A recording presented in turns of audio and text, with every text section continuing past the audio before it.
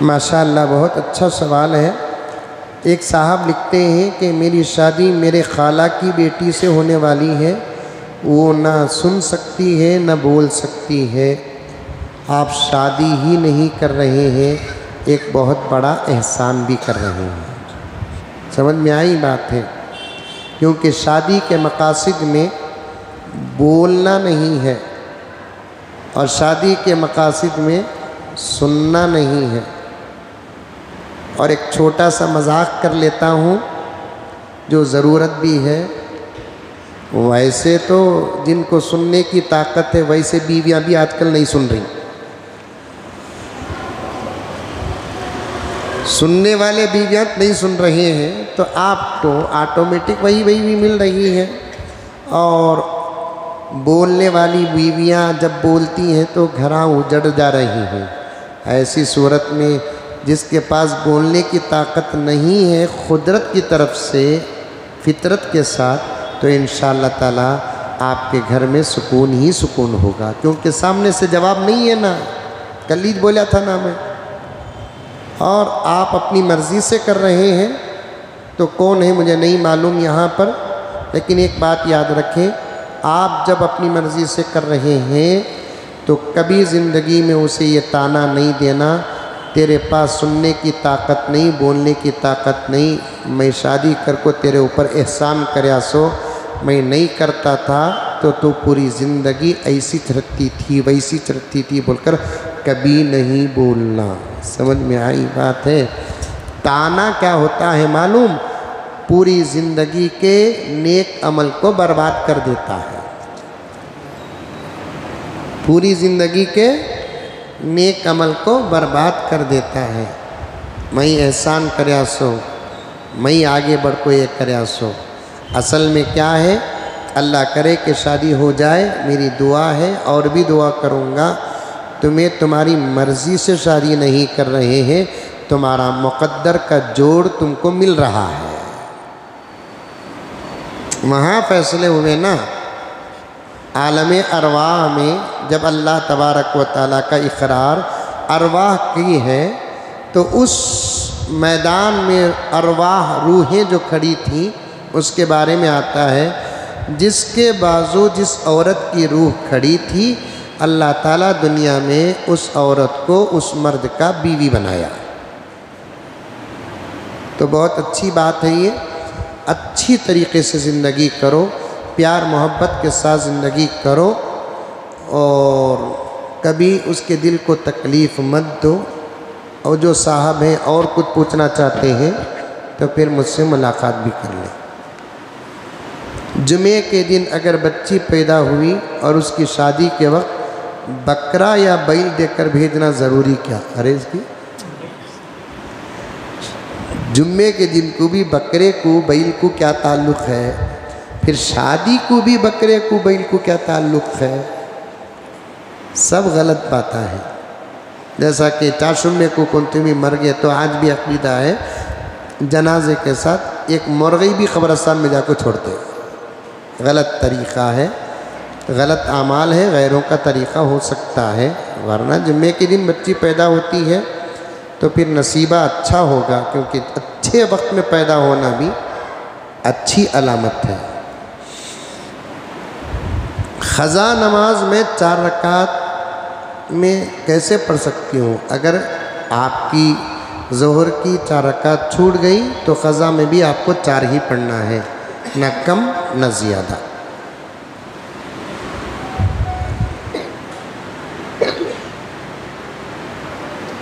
مسجد کے ذمہ داروں کی طرف سے اعلان ہوا کہ افطار کی دعوت ہے تو سب کھا لیے، بعد میں پتہ چلا وہ دعوت غیر مسلم کی تھی، کیا وہ گناہ ہے؟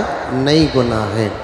غیر مسلم بھائی اپنی طرف سے محبت سے اگر کیا کرتا ہے، افطار کی دعوت دیتا ہے، اس میں کھیل تماشا باجے پٹاخے اگر کچھ نہیں ہے، دسترخوان بچھے ہوئے ہیں، فروٹ کھجور ہے، ایسے بہت سارے غیر مسلم ہیں۔ آج میں میرے مدرسے کے لیے چندے کے لیے تارا منڈل کو گیا تھا، ایک دکان میں چندہ لکھ رہا تھا، 2 سکھ بھائی بھی وہاں پہلے سے موجود تھے، انہوں نے فوراً پوچھے بغیر کہتے ہماری طرف سے بھی ایک رسید کاٹو، کیونکہ دھرم کا کام ہے تو ہمارا بھی حصہ ہونا ہے۔ رسید ہے میرے پاس، رکھا ہوں میں نے بڑی محبت کے ساتھ ان کے پیسے لیے، رسید کاٹی، پھر ان کی تعریف بھی کی کہ آپ لوگ اس وقت ہمارے ملک کی طاقت بنے ہوئے ہیں، آپ لوگ اس وقت ہمارے ملک کی ہمت بنے ہوئے ہیں، اور آپ لوگ اس وقت ظالم حکومت کا جواب بنے ہوئے ہیں۔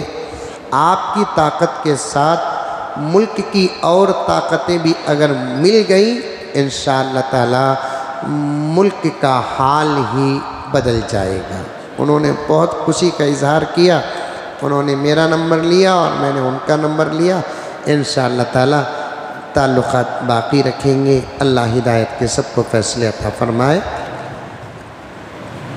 لیکن غیر مسلم کی دعوت نہ ملک کو دعوت کھا لے کو مغرب کی نماز نہیں بھولنا۔ یہ افطار پارٹیاں میں مغرب کی نماز کا یہ خیال نہیں رہتا، بالکل غلط ہے یہ۔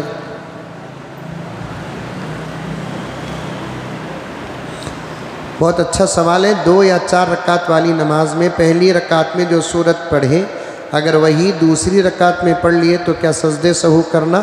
نہیں کرنا ہے۔ سمجھ میں آئی بات ہے؟ پہلی رکعت میں اگر ایک سورت پڑھے دوسری رکعت میں بھی وہی سورت پڑھے، سمجھ میں آئی بات ہے، تو آپ کو سجدے سہو کرنا نہیں ہے۔ تہجد کی نماز کیا جماعت کے ساتھ پڑھ سکتے ہیں؟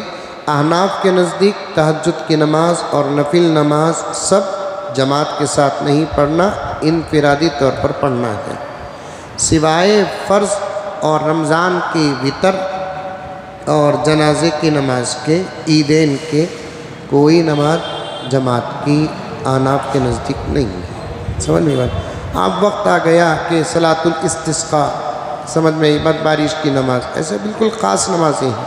ہر نفل، ہر سنت اور غیر رمضان میں وتر، تہجد سب احناف کے نزدیک، امام ابو حنیفہ کے مسلک میں جماعت کے ساتھ نہیں ہے، صاف حضرت فرماتے ہیں مکروہ ہے۔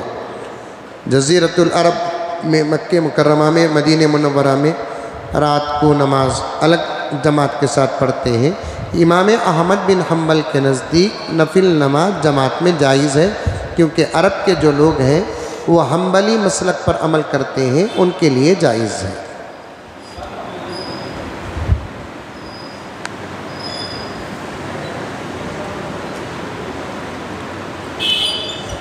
سرٹیفکیٹ فیک بنا کر کمپنی میں کام کر سکتے ہیں، اسکول کی فیک سرٹیفکیٹ بنا کر ملک میں حکومت جب کر سکتے ہیں،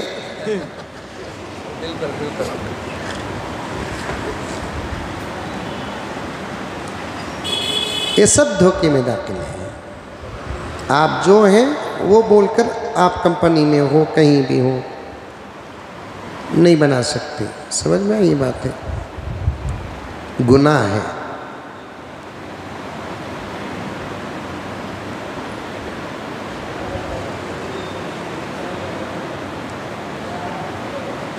کبھی کبھی امام صاحب نہیں آئے تو مؤذن صاحب نماز پڑھاتے ہیں، لیکن ان کی تجوید اور حروف کی ادائیگی صحیح نہیں، کیا ہم کو پھر سے نماز؟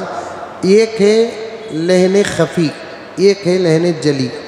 قرآن کی تلاوت میں اگر فاش غلطیاں ہوتی ہیں تو نماز کو دہرانا پڑے گا۔ کون نماز پڑھائے تو؟ اچھا، ایک عورت کے اوپر حاضری آتی ہے، اچھا،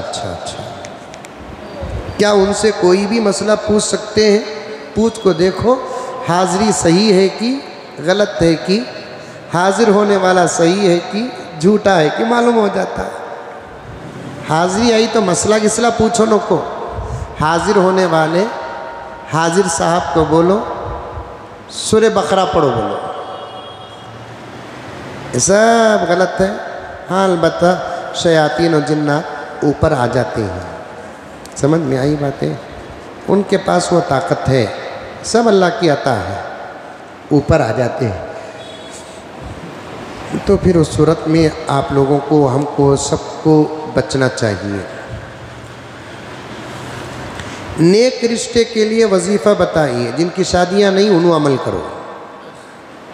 وظیفہ بتاتا ہوں، جن کی شادیاں نہیں انہوں عمل کرو، جن کی شادیاں ہو گئی انہوں عمل کریں گے، تفسیر بھی ختم ہو جائے گی، سوالات کی مجلس بھی ختم ہو جائے گی۔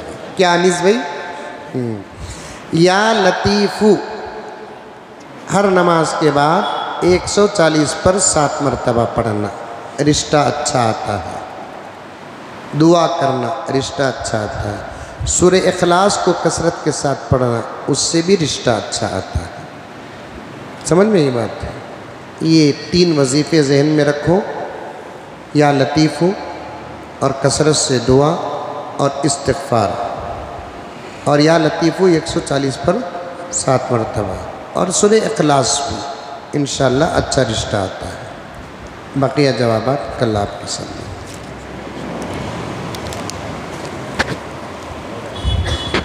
لک الحمد لک شکریہ اللہ، اللہم صلی علی سیدنا نبینا مولانا محمد وبارک وسلم۔ ربنا آتنا فی الدنیا حسنہ وفی الآخرۃ حسنہ وقنا عذاب النار وادخلنا الجنۃ مع الابرار یا عزیز یا غفار یا رب العالمین۔ اللہم انا نسألک العفو والعافیہ والمعافاة الدائمة فی دیننا ودنیانا وأهلنا ومالنا۔ سبحان ربک رب العزة عما یصفون والسلام علی المرسلین والحمد للہ رب العالمین۔